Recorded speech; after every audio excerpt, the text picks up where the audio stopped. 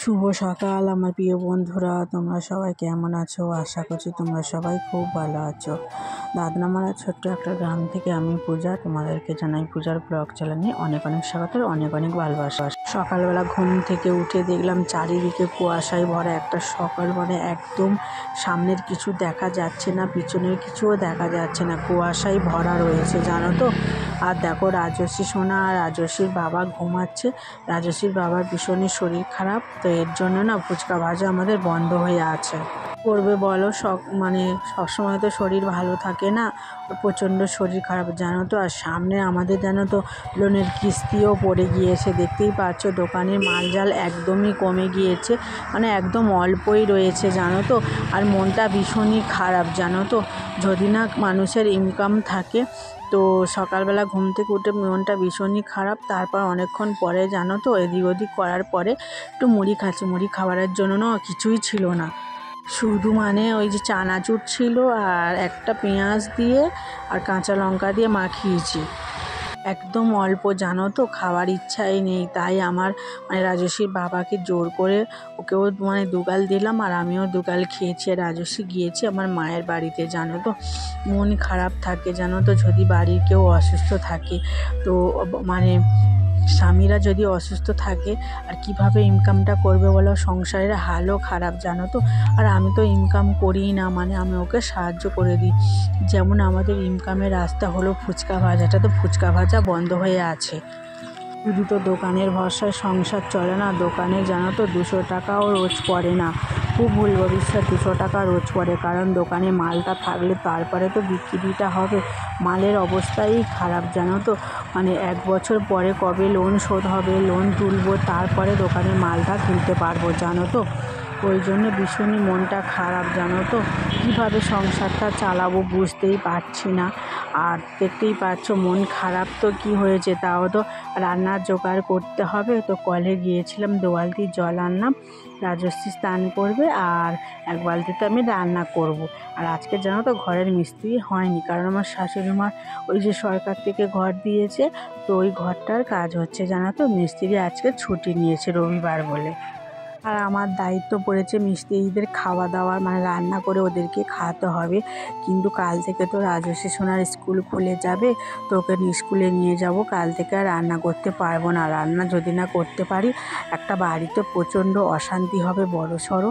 তো কী করব বুঝতে পারছি না। আর আমার স্বামী বলছে রাজস্বীকে নিয়ে স্কুলে চলে যেতে, তো ওর প্রথম স্কুল, ওই স্কুলেই প্রথমবার যাচ্ছে। ওখানে গিয়ে ও কীভাবে বাথরুম পেলে তো বলতে পারবে না, ওটা তো আমাকেই দেখতে হবে বলো। তো সেটাই চিন্তায় আছি, ওর জন্য মন মেজাজ একদমই ভালো না, খুবই খারাপ জানো তো। সকাল থেকে উঠে তেমন কোনো কাজ ছাড়া হয়নি। আর আজকের ভীষণই আমার শরীরটা খারাপ লাগছে, কারণ ঘরের মেঝে বিছানা হয় তো, আর ঠান্ডার জন্য পিঠের চাল এত ঠান্ডায় ব্যথা কনকন করছে। তো ওষুধ খেলাম জানো তো। তো ভাত বসিয়ে দিয়েছিলাম, রাজস্বী সকাল থেকে কিছু খায়নি বলে ওর জন্য একটু জল গরম দিয়ে আর দুধ গুলে দিয়েছিলাম আর চকোস দিয়ে ওকে খাইয়ে দিলাম। আর এখন কি রান্না হবে জানো তো, ওই যে 250 গ্রাম না কাটাপোনা মাছ আমাদের পাড়ায় এসেছিলো, তো ওনার কাছ থেকে নিয়ে এসছে।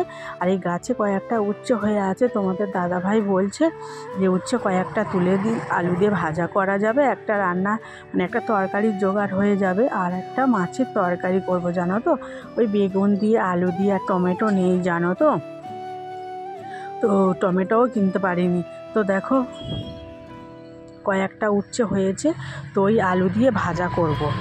দেখো এদিকে ভাতটা হয়ে হয়ে এসছে, তো ভাতটা না কেনা চালের ভাত, ওই জন্য অনেকক্ষণ ফোটে জানো তো। আর দেখতেই পাচ্ছ ভাতটা একটু দেখলাম হাত দিয়ে টিপে, তো ভাতটা হয়েছে কি না, তো একটু বাকি আছে। এবার আমি মাছটা কেটে নেব, 250 গ্রাম মাছ আমি দেখো পাতলা পাতলা করে মাছটা কেটে নিচ্ছি। আর আগেই আমার আলু বেগুন মাছের ঝোলের জন্য সবজিটা কাটা হয়ে গিয়েছে, উচ্ছে আর আলুটা ভাজা করব ওটাও কাটা হয়ে গিয়েছে। এবার আমি মাছটা কেটে নিচ্ছি। এতটা পরিমাণ ঠান্ডা লেগেছে না, ঠিক মতন মাছটাকে না ধরে কাটতেই পারছি না, কারণ আমার বডিটা ঠিক মতন ধার নেই, পাঁজানো হয়নি জানো তো। এমনি কিনে এনেছিলাম, ওই যে লোহা দোকানে গিল তৈরি হয় না, ওখান থেকে কিনে এনেছিলাম, এর জন্য না ধার খুবই কম রয়েছে। টাকা অভাবের জন্য জানো তো বডিটায় ধারও দিতে পারিনি। আর এমনকি জানো তো ফোনের চার্জারও খারাপ হয়ে গিয়েছে, ফোনটা চার্জই হচ্ছে না। তো একটা চার্জারও কিনতে পারছি না। আর ভেবেছিলাম যে মানে বোনের বাড়ি গিয়েছিলাম, বোনের বাড়িতে আসার পরে জানি তোমাদের দাদা ভাই 4 দিন ফুচকা বিক্রি করতে যাবে, লোনের পয়সাটা জোগাড় হয়ে যাবে। কিন্তু ওটা আমার ভুল ভাবনা ছিল। হঠাৎ করে মানে এতটা পরিমাণ শরীর খারাপ হয়ে গিয়েছে যে উঠতেই পারছে না ঠিক মতন, কীভাবে ফুচকাটা নিয়ে যাবে বলো তো। সব ভাবনাটাই মানে বৃথাই হয়ে গেল। তো কি করব, দেখো এদিকে আমার মাছের ঝোলটা হয়ে এসছে। তো এবার মাছগুলো দিয়ে কিছুক্ষণ ফুটিয়ে মাছের ঝোলটা নামিয়ে নিয়েছি। আর এখন আমি স্নানটা করে এলাম, জানো তো। ওই যে মানে একটু গরম জল করেছিলাম, ঠান্ডা জল একদম আমার সহ্য হয় না, জানো তো। রাজস্বীকেও স্নান করিয়ে দিয়েছি গরম জলে। আর তোমাদের দাদাভাই গিয়েছে কষ্ট করে একটু বাজারে, জানো তো। ওই যে দোকানে কিছু মালজাল নেই, সেগুলো আনতে গিয়েছে। আর এখন আমি রাজস্বীকে ভাত খাইয়ে দিয়ে এসেছি। আর আমার শ্বশুরমশাইকে ভাত তরকারি আগেই দিয়ে এসেছি। আর আমার ভীষণই খিদে লেগেছে, কারণ সকাল থেকে না মানে ঠিক মতন খাওয়া হয়নি, একদম অল্প 50 গ্রাম মতন মুড়ি মাখিয়েছিলাম। তো সেই দুজন মিলে ভাগ করে খেয়েছিলাম, জানো তো। আর এখানে দেখো রাজস্বীকে ভাত খাইয়ে দিচ্ছি। আর এখন রাজস্বী না একটু ঝাল খেতে শিখে গিয়েছে। ওই দেখতে পাইলে একটু আলু দিয়ে আর মাছ ভাজা রেখেছিলাম, খাইয়ে দিয়েছি। আর এখন জানো তো দুপুরবেলা ভাত খেয়ে একটু রেস্ট নিয়েছিলাম। আর এখন দোকানটা খুললাম, খুলে দেখো দোকানে জল ছড়া দিয়ে দিচ্ছি, কারণ দোকান খোলার পর দোকানে জল ছড়া দিতে হয়। আর জানো তো এখন 4টে বাজে। তো 4টের সময় দোকান খুললাম। আর দুপুরবেলা রান্নার বাসন, খাওয়া দাওয়ার বাসন না রয়ে গিয়েছিল, কারণ ওই যে একটু মাদুর পেতে একটু মানে আড়গর দিয়েছিলাম আর ঘুমিয়ে পড়েছিলাম। তো সব সময় তো আমাদের ঘুম হয় না, তো ফুচকা ভাজা হয়নি বলে একটু মানে শুয়ে ঘুমিয়ে পড়েছিলাম। আর এখন দেখো ঘুম থেকে উঠে বাসন মেজে আসলাম। আর রাজস্বী মানে ঘুমায়নি আজকের, ওর মানে খিদে পাচ্ছে উঠে, ও অল্প ভাত খেয়েছিল, তো সস এটা সেটা না খাবার খেতেই আছে। আর দেখো আমি মানে বাসনগুলো রাস্তার ওপরে বসে মেজে নিয়েছি।